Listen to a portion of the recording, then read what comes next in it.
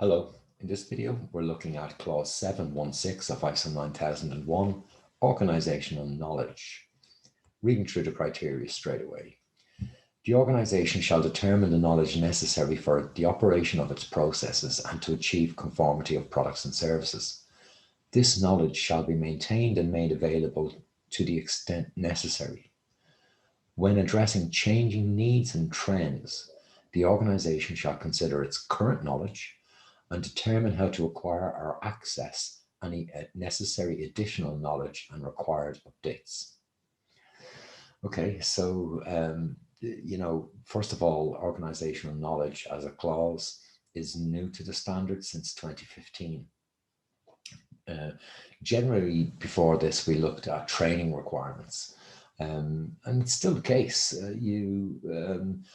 As an organization, you're going to have a wide variety of training requirements across the organization. Some of it will be formal training and mandatory training, like manual handling, safe pass for those construction workers. But in reality, what is an auditor looking for? Well, yes, we have handbooks, policies, all kinds of documentation that are, become part of a management system.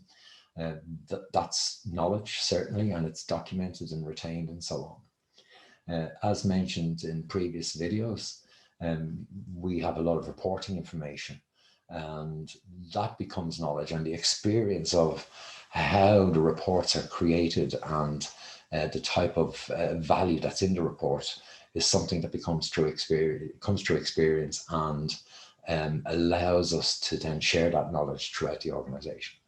I think the issue here is really, how does an organization present for audit and show that it's able to, number one, establish what knowledge is relevant to its processes and how it communicates and shares that knowledge. For me, I often, as an auditor going in, I often see companies, demonstrating that they have mentorship programs, internships.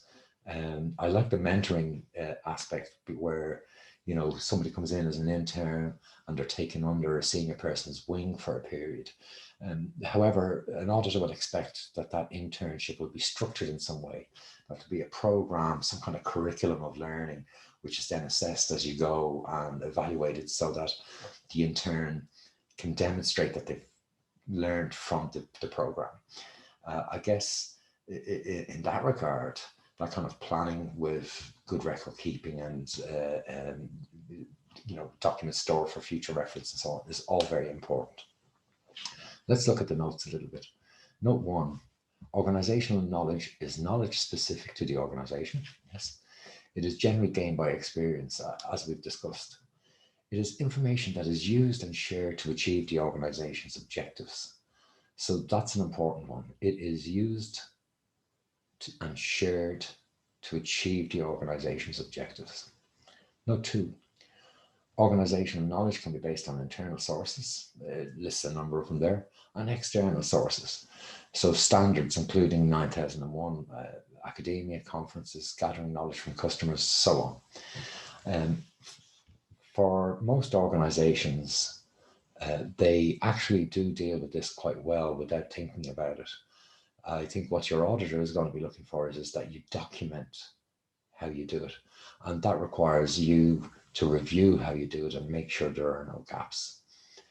Okay, so it's a short clause, it's an important clause, but I think it's fairly straightforward. And some people do find it a little bit strange, speaking of knowledge as some kind of a tacit thing.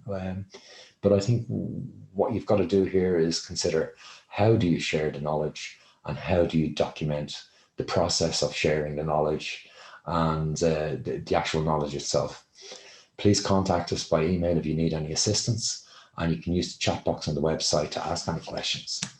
That's it for now. Take care.